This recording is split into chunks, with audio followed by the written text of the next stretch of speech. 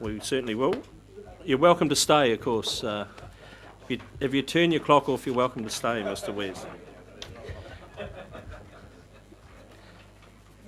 Okay, so let's now go to page 29, 23, yeah, that's close enough. Item 8, the environmental flow proposal. I'll hand it over to Mr. Maxwell. Thank you, Chair. Council, the paper's relatively straightforward. Certainly happy to answer any questions. I guess what the process is set out to do is effectively for us to engage an external party to work with our staff and HBRC to assess what the opportunities are for the use of this water, and that's going to revolve around volume and location. Where is it available and how much? What the issues are across the catchment that might need to be addressed. So what challenges might water be put to, and how does it relate to the opportunity? What the solutions are that might be able to be delivered for those issues, and then to assess and describe the benefits that might accrue from any process that or any solution that's put in place in terms of use of that water. So what we're proposing is to create or develop what we call a request for proposal, given that there is a myriad of ways that you could approach something like this, rather than us prescribing the method to use and asking them to tender for it or provide a contract.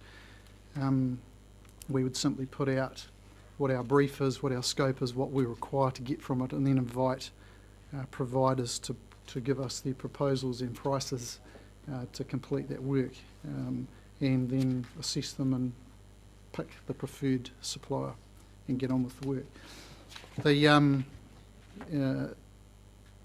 Just flagging, of course, that we don't have a budget provision for this, and that in discussing it with finance staff, Mr. Drury's here, I'm sure can answer questions around that. The suggestion is that we use the remainder of the contingency fund.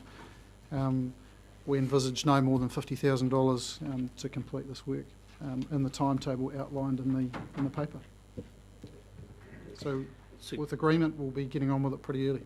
So I've got a question to kick off, because the contingency fund is there for a reason. We've already spent half of it before we start.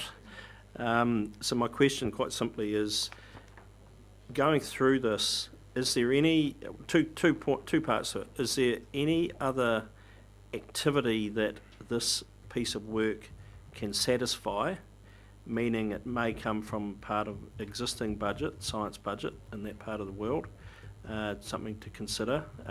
The answer may be a simple no, that's fine. Or is any of this work, or will any of this work be considered helpful to some of the government departments that are looking at such things throughout the country, certainly around MPS, freshwater management, etc. I guess my request is there other places we could fund this from? I guess the answer to the first question is does it fit in our existing science program? The answer is no. Are there other funding options? And I would suggest there is potential for funding options, but in the time frame required to turn this paper around, we haven't been able to go and explore those, write proposals, seek bids and get confirmation of that. It's a possibility, but I wouldn't want to rest the project on this. If you want to achieve those timeframes, we would need some certainty around the funding to move it ahead in the timeframes we put forward. So then, following that, Mr. Drury, can you give us an estimation why bother with a contingency fund if we spend it before we start? Yeah, Mr. Chairman, yes, contingency funds it's nice to have them during the year, but well, this is an item that isn't in the annual plan, as you know. It's come up late. It's not in the base figures, and Mr. Maxwell and I have discussed whether it can come out of his consultancy budgets. It's not on his program, and I guess what I've done is my fallback position is this is what the contingency fund's all about, something that comes out of left field, and that's why I'm comfortable with it coming out of the contingency fund. Not to do so means, I guess, it falls to the bottom line. or a rate impact, which is not a lot, to be fair, would probably a 0.05 ultimately. Thank you. Councillor Scott. Can I take that just one Councillor step further, Mr Chairman? Am I hearing from staff that they will continue to seek other funding but can't guarantee it? Therefore, the contingency fund would be appropriate fallback position. If there's an obvious and accessible source of funding within the next week or two, we would go for it. But I'll just reiterate that in order to achieve the timeframes and provide you some information by December, it's unlikely we would have time to go through a competitive bid process for a funding source. If it's easily available, we'll go for it. Councillor Dick. Yes, Mr Chairman, my question is a fairly widely embracing one, and that is, well, the basic question is, can I be assured that I and the council will be objectively advised on this process? And the reason I ask that question is that the way that this is written, there's almost a presumption, it seems to me, of a need for this water, or that there is people want this water. Now, I believe that this study should go back to square one. It should look at what is provided for in PC6, Plan Change 6, in terms of minimum flows. It should look at the consent conditions for Ruataniwha, which, apart from flushing flows, have a requirement for environmental flows to be released on a managed basis to maintain the new higher minimum flow levels in the river. Now, the question that follows from that is, if this is what the Board of Inquiry decided between Plan Change 6 and Ruataniwha, is that not inadequate? And if in fact it's inadequate, well, that needs to be proved. And in my mind, if a need is proven, then I want to know how much the council should be contracting for. At the moment, there'll be about, well, when the dam's built, there'll be about 1 million cubes a year released for environmental flows under the Plan Change 6 conditions. So, do we need another million? Do we need another 2 million? It's 4 million. Do we need another 4 million? Do we need another 6 million? So there's about 20 questions there, Councillor. Perhaps if I could just... No, sorry, let me finish. The 4 million, I know that was mentioned from the Board of Inquiry. But where'd that number come from? Was it pulled out of the air? It seems to me it was. Okay.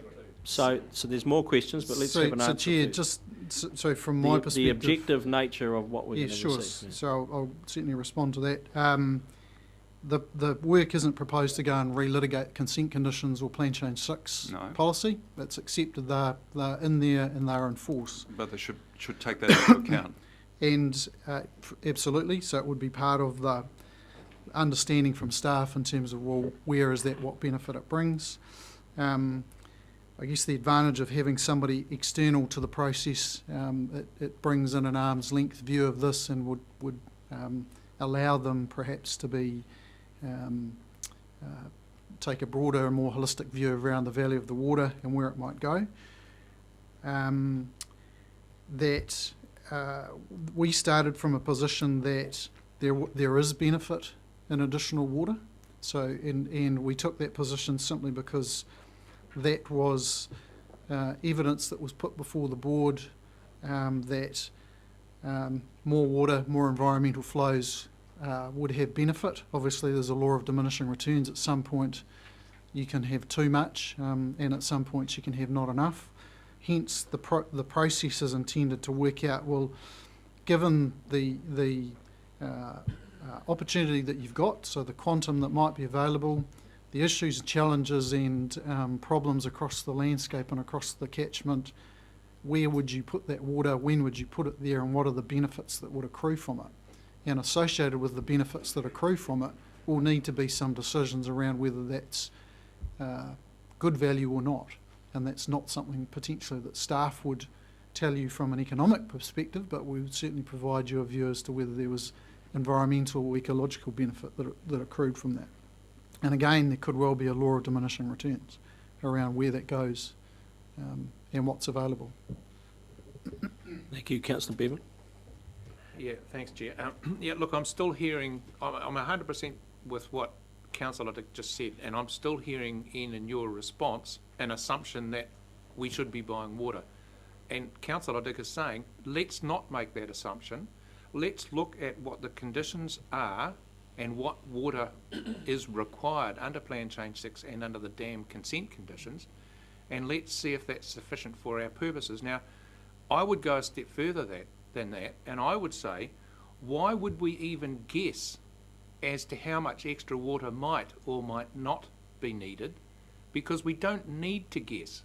We can wait until the dam's constructed. We know that only half of the water at that point is sold. We've got 50 million cubic metres of water annually that we can do some testing and trials on and see what top-up flows might or might not be needed to improve the environment in the Tukituk catchment. So why are we even going to commit any money for this when we've got the opportunity to find out how much water is the appropriate amount of water, if any, for us to buy? So I'm a real fan for us agreeing to do some trialling here and find out what the right amount is, not through modelling, but through trial and error, because we have the opportunity to do that. So through you, Mr. Chairman, the opportunity or the option isn't available just to be able to take water during a trial under the current proposal. You would have to actually buy that water, because the water that's available, if you like, for free for the first 6 or 7 years of this proposal is tagged to a water user agreement in which we pay for the water for the remainder of the 35 years. So it's not a pick and mix. It's actually it's a commitment to all, or we would have to potentially, Councillor, negotiate a shorter term agreement with HBRC to take the trial water and pay for it. Well, with respect, in the concession deed, we've got the power to take water for trialling purposes, as there's no cost to RWLP. The water is there in the dam anyway, and I, for the life of me, don't see why we would make a commitment now, and the public have clearly said, don't do this. I have no idea why we would throw a dart at a dartboard and take a punt on this when we don't have to.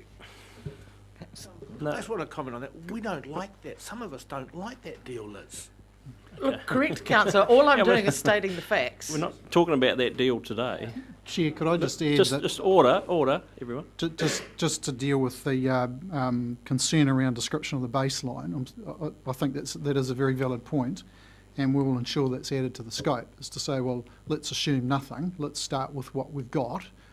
What does that look like? And then build in, well, where are the opportunities? What are the problems? Where are the opportunities? And what are the benefits that might accrue from that? So you could get both. And then you would end up in a position of saying, well, we like what we've got now, or no, we see opportunity to do more if you chose. So just so we're clear, this work has to be done regardless. No. Doesn't it? No. Sorry. The problem definition and the opportunity and the fix opportunity, environment ecological, you have to do a bit of modelling before you put any water anywhere, correct? Oh, look, it would be challenging to do it on a trial and error basis without some point at which you say this is where you would go and this is how you would use it. Because bearing in mind that you're not going to be able to pick your 4 million cubes up and move it to discrete parts of the landscape. You're going to have to. It'll depend on the distribution network, a whole lot of variables that come into play that we'll need to understand, and then say, well, given all of those things, here is where it should go and here are the times that it should go. And like I say, the expertise exists there to help inform that, and invariably in the longer run there will be some fine tuning of that, maybe a little bit less there, a little bit more there, depending on what volume you've got to play with. I'll get to this end of the table, but Councillor Hewitt hasn't had many opportunities this morning, so Councillor Hewitt. Thank you, Chair. This is a question for you, Liz. So we've got this opportunity here, and you're hearing a lot of us sharing concerns around cleaning out the contingency fund and the whys and hows of this. So I want to look a step on in the process, and that's for if we have this information ready come 30 November, which is a new council.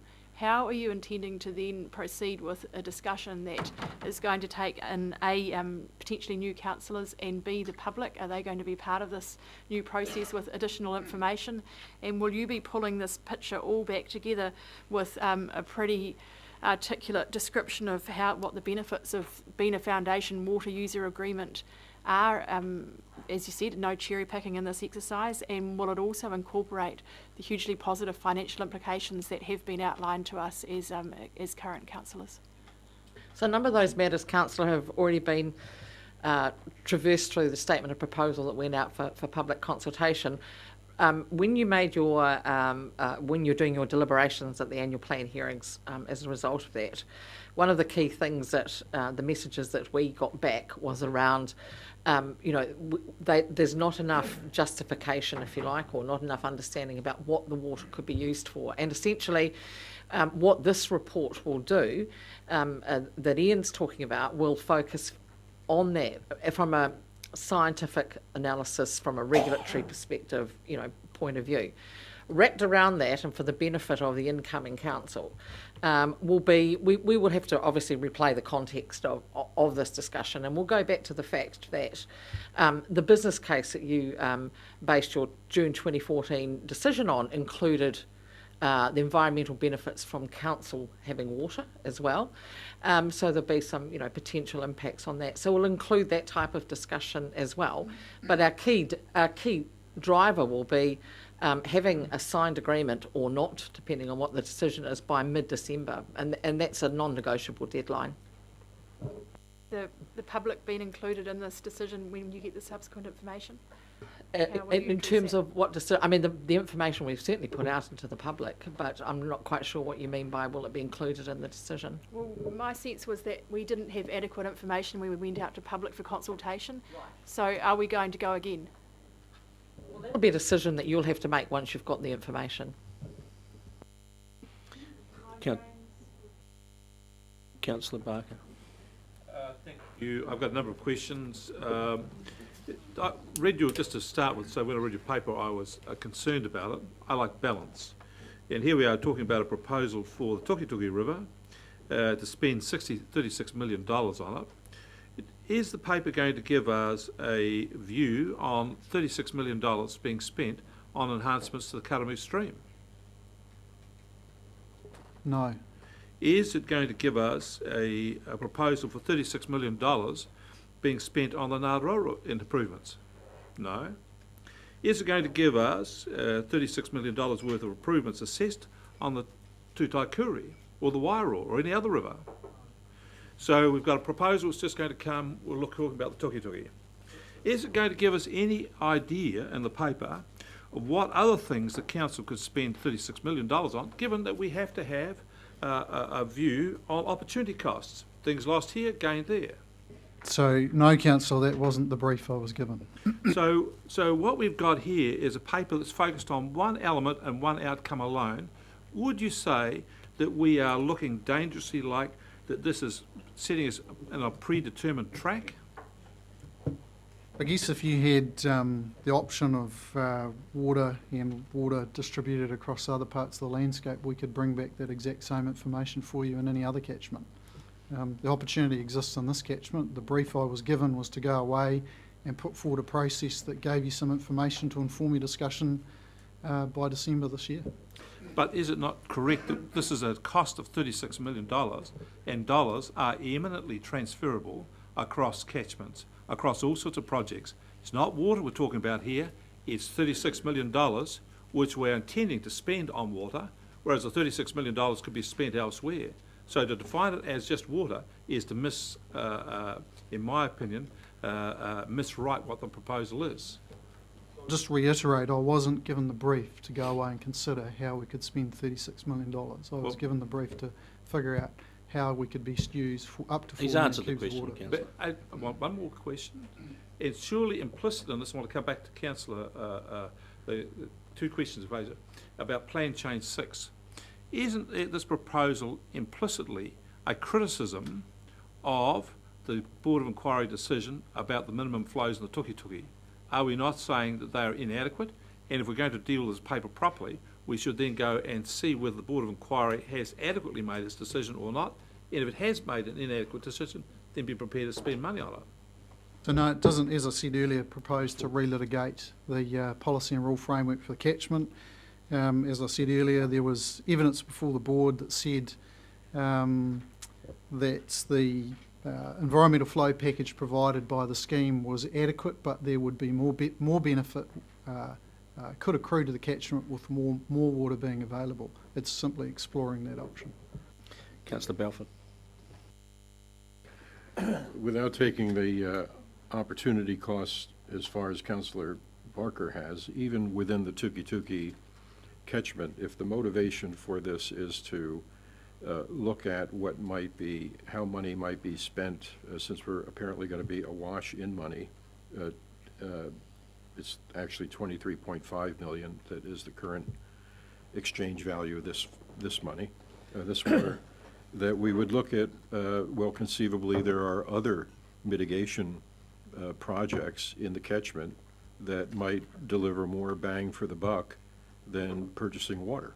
That does seem to me a relevant consideration, even within the narrower brief that you have, given particularly, my understanding is there's been later NEWA data since the Board of Inquiry that so-called flushing flows have rather limited utility. And so this starts with an assumption that more water is the salvation of the catchment. I don't think that's now, that should be a presumptive aspect of this. That needs to be looked at in a fresh context, it seems to me. But if the rationale for doing this is not to supply financing for HBRC Dam, but the rationale is to provide for environmental mitigation to the Tuki catchment, then I don't think we're in any position to argue that 23.5 million is best spent on simply looking at whether we should add 1, 2, 3, 4, 15 million cubic meters to flow. So, look, I'm happy to go away and look at how we could spend any quantum of money to deal with broader water quality issues across the catchment. Like I say, all I can tell you is that the brief I was given was to look at how the 4 million cubes could be used.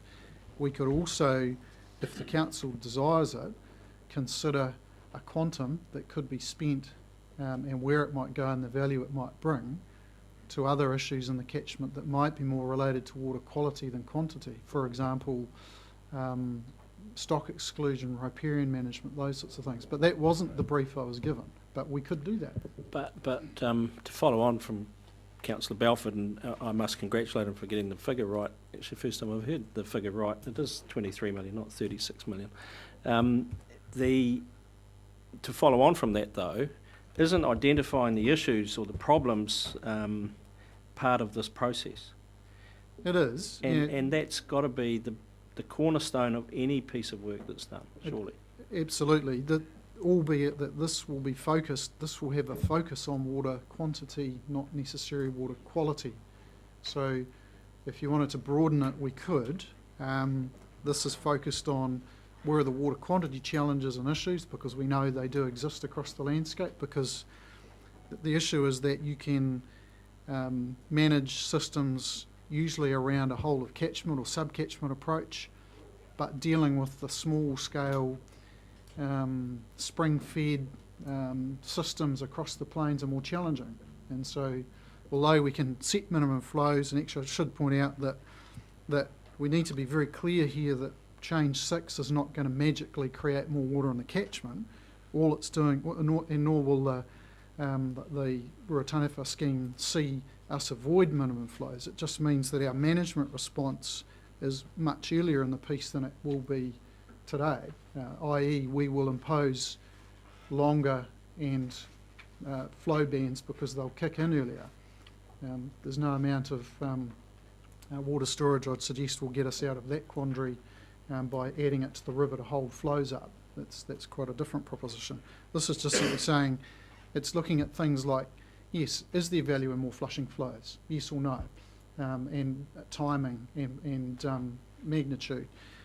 How do you deal with the smaller systems across the plain? Can you do that? Whātuma, is there an option to provide more water into that? What would the benefit accrue in relation to that?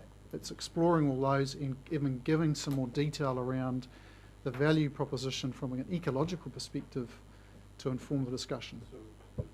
Would it not be a fair request of us to make to say that the staff come back to us with a draft terms of reference for this piece of work that reflects the conversation that we've just had here, to perhaps somewhat broaden it in some respects, and before we author, we don't seem to be in any particular hurry other than meeting a late November deadline. So could we do that? And while we're doing that, since it's clearly headed in a different direction than our current resolution that's on the table that we passed that says we are going to do this, assuming the dam proceeds and assuming Deloitte tells us we can afford it, should we not rescind that previous action while we're at it?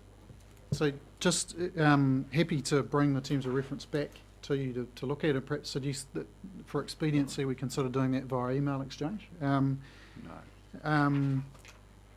Well, that's just a suggestion.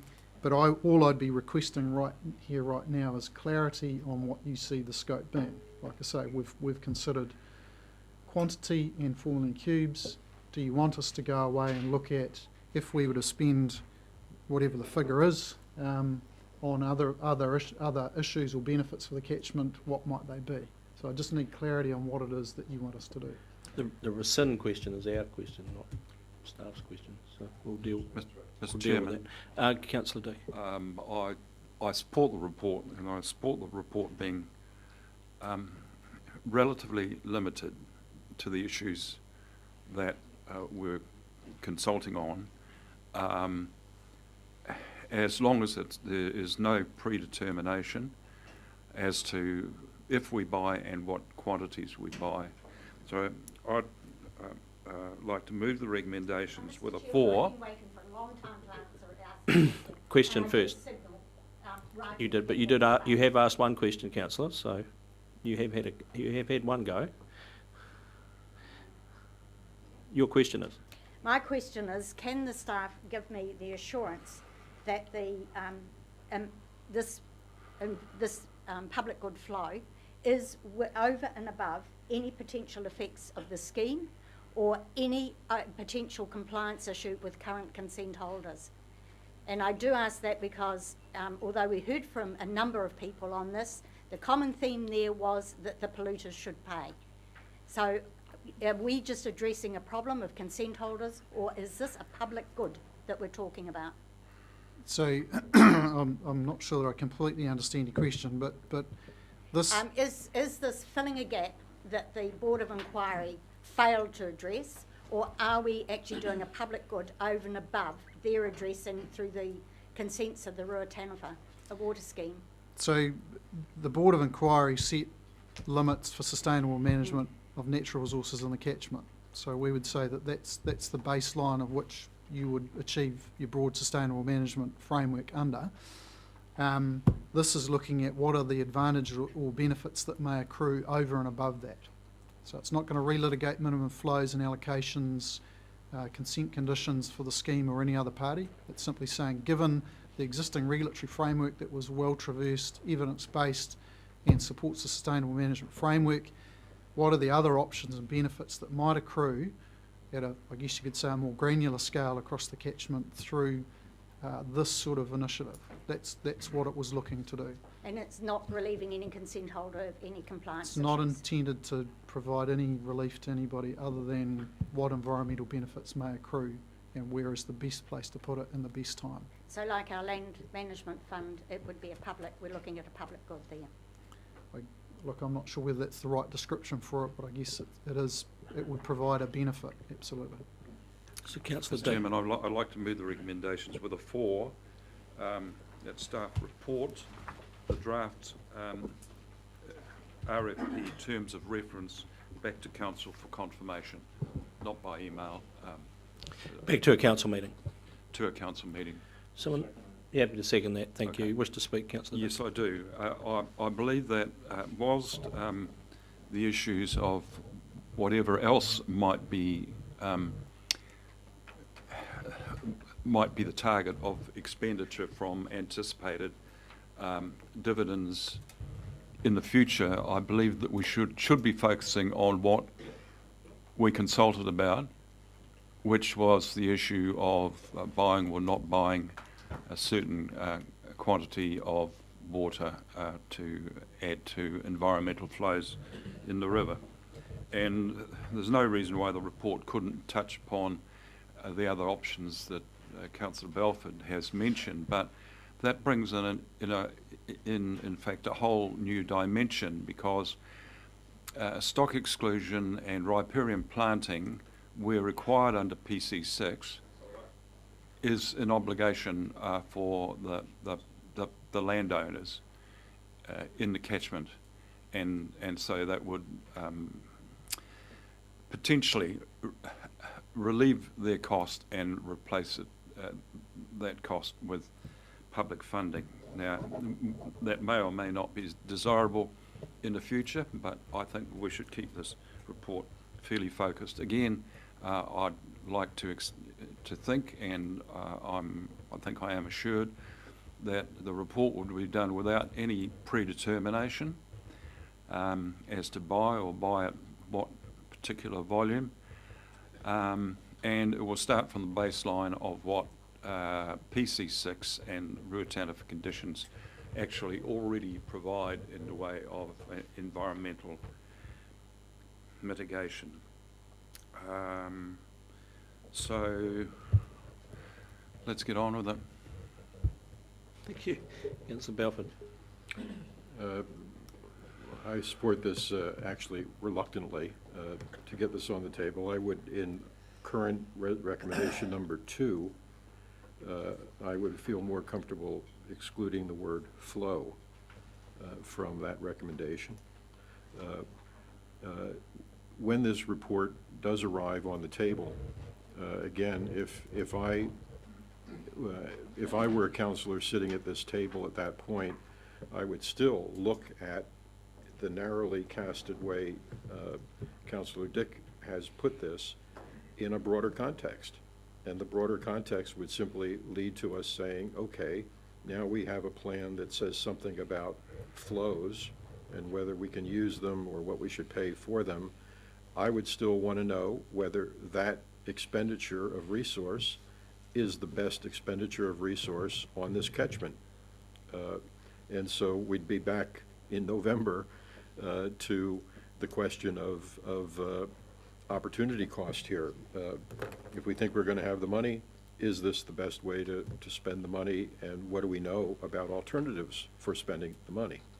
So we can postpone looking at that now for the next 6 months, or we can get to a point later where prudently you would ask the question then, and we'd have a further delay in getting the answers we're looking for. Other speakers, Councillor Graham, and then Councillor I wanted to be last because I didn't want anyone to say I was predetermined. But I oppose this paper, and I oppose spending another $50,000 from our contingency fund for another consultancy's report. In fact, I feel like I'm being corralled, rightly or wrongly, into buying this water. We have Plan Change 6, which is going to put very heavy restrictions on what our farmers can do in that catchment, and it's very much focused on improving the river, and alone it could stand alone, and it would have great economic effects without the dam. I understand that, So therefore, we have the dam that may or may not go ahead, but that mitigates some of the issues around Plan Change 6. Plan Change 6 requires for a higher water level of the river. And in the dam, when I go back a peg, when I first got involved in the council, the dam was touted as a great environmental thing, not just an economic one, but great environmental. And as part of that, there was 4 million cubes of water that was going to go down as an environmental. And everybody agreed to that, and everyone said that's a great idea, and that was going to be free as part of the consent. And then all of a sudden, and people say it wasn't all of a sudden, I must have been asleep at the time, but all of a sudden we find that actually, no, we need another 4 million cubes. What? It's just ridiculous. And it's 36 million. I'm sorry, Thomas, that you cannot. That is an opportunity cost. 36 million is going to be spent. The dividends from the dam cannot be offset, but that is just financially naive, and it's been in the paper. It is financially naive to think. Well, but I just want to finish. As far as I'm concerned, it's 36 million, and I don't think it's right for our ratepayers to buy extra $36 million worth of water, and I don't support it, and 90% of our submissions didn't support it. And we're not hearing our public. What we're doing is we're doing another thing that just gets us in a corral to hopefully, from some people's perspective, make a different decision. Well, I'm not changing my decision. This is wrong, and we should be rescinding it, not going into all this nonsense, spending another 50 grand. Money, the way we spend money here is just outrageous.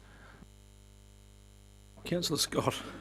Thank you, Mr. Chairman, and I really want to pick up on whose cost this really is. And there was a clear misunderstanding in the considerable number of, and they all had very similar wording, of submissions that were concerned with public having to pay for the pollution that was caused by consent holders or by farming practices. We did have one submission from a member of the local tauwhenua, and he looked very closely at the historic effects going back well over 100 years. Now, there is no one around who caused those effects now to pay for them.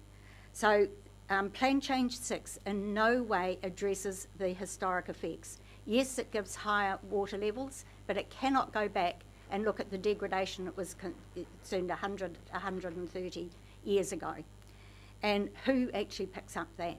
And look around the country and find out how they're addressing historic effects, and it really becomes a matter of public good to do so. This is opportunity, and while Councillor Graham has spoken passionately about being 36 million, we already know, Mr. Chairman, I brought this figure up of 23.5 million and questioned staff on it at the last meeting, and questioned the level of the CPI that was applied to come to that 36 million, and it's already overestimated.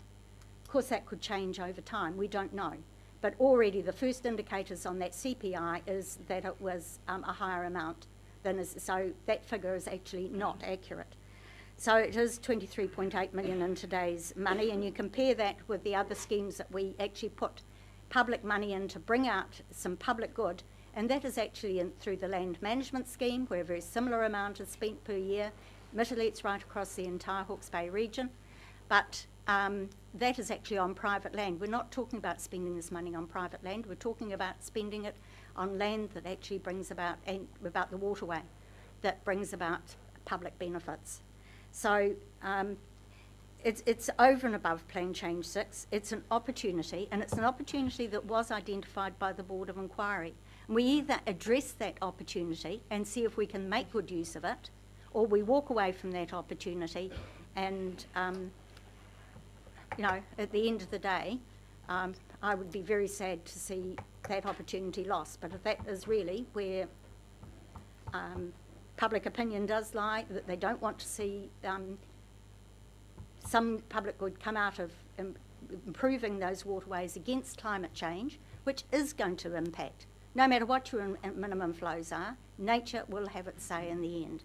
So can we do something to bring about the health of maintain the health of the river? So if we don't investigate it, we don't know. Councillor Parker. I'm going to oppose this resolution and the amendment. I start from the position of where did this idea come from? Came out of the woodwork, left field, last minute, proposed by HBRC in a way that we could buy water to forego our monies to put more water down the Tukituki. Now, it would seem to be, it was also, it said we had to make a decision then and there. Then and there. And so we did.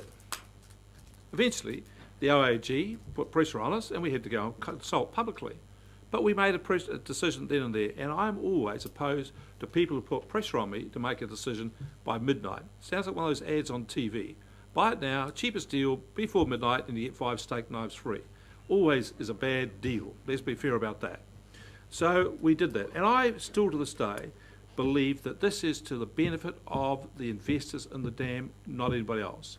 They're the ones who are going to primarily benefit from this because whatever we buy is more money that they're going to be assured of getting.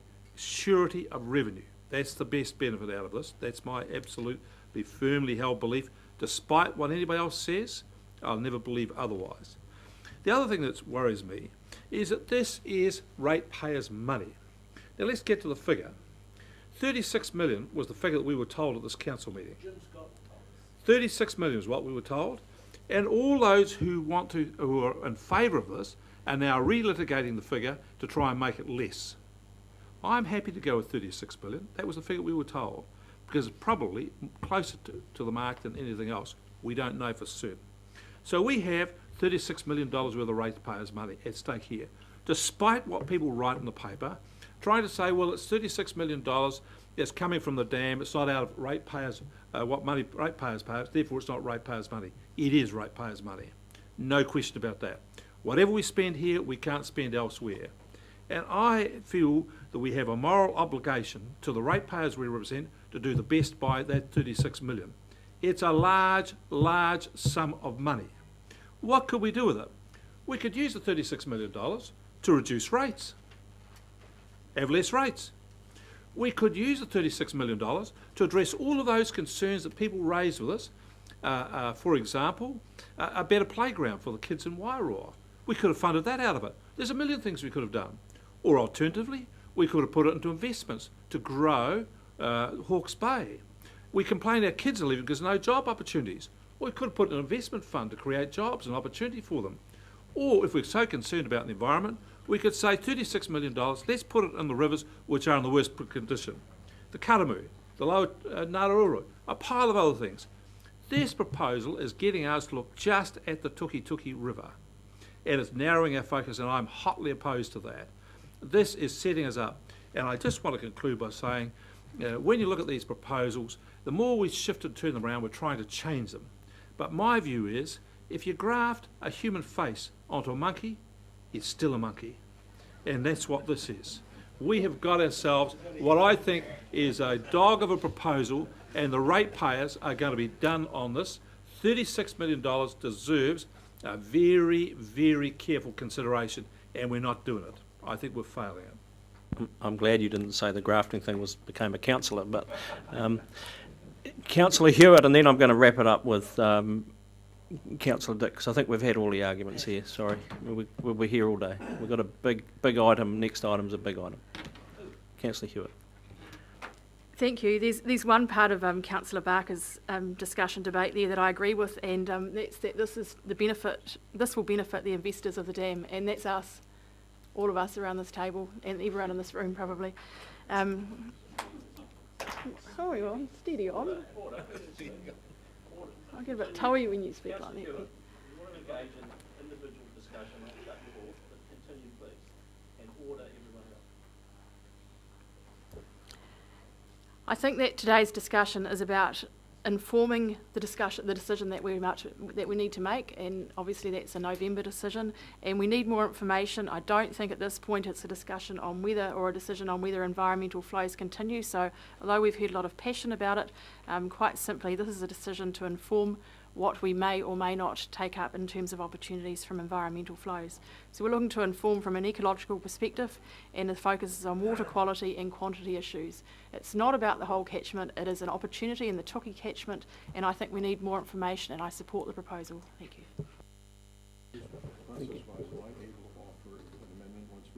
No. No, you can't. You've already.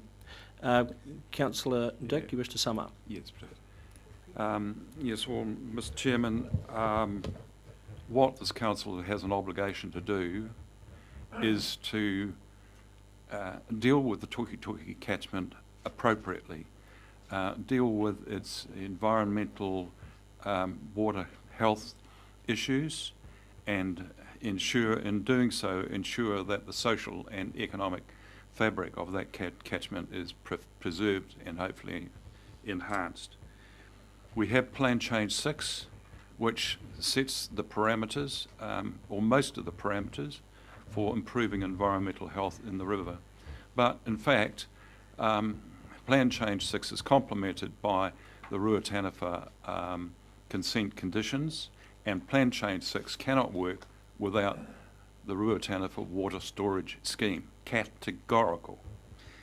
My belief is that we deal with the Tuki catchment, and to do that, we're going to need to build the water storage scheme, implement Plan Change 6 conjointly, and if it proves that we need to acquire some extra water for environmental flows, then let's acquire what we need, just what we need, and then my wish is that future councils will then move on and use dividends from the Ruataniwha scheme to deal with the environmental health and water security for at least the other two catchments that are major players in Hawke's Bay. So do Tuki, do it properly, move on to Narororo, Tuki in the future, and do that out of dividends that are generated in the first instance from the Ruataniwha scheme. Thank you. I'll put that motion in. All those in favour, please say aye. Contrary, no. No. Carried. You want a division? Those in favour? And against? You all good with that? Okay. Thank you. Carried.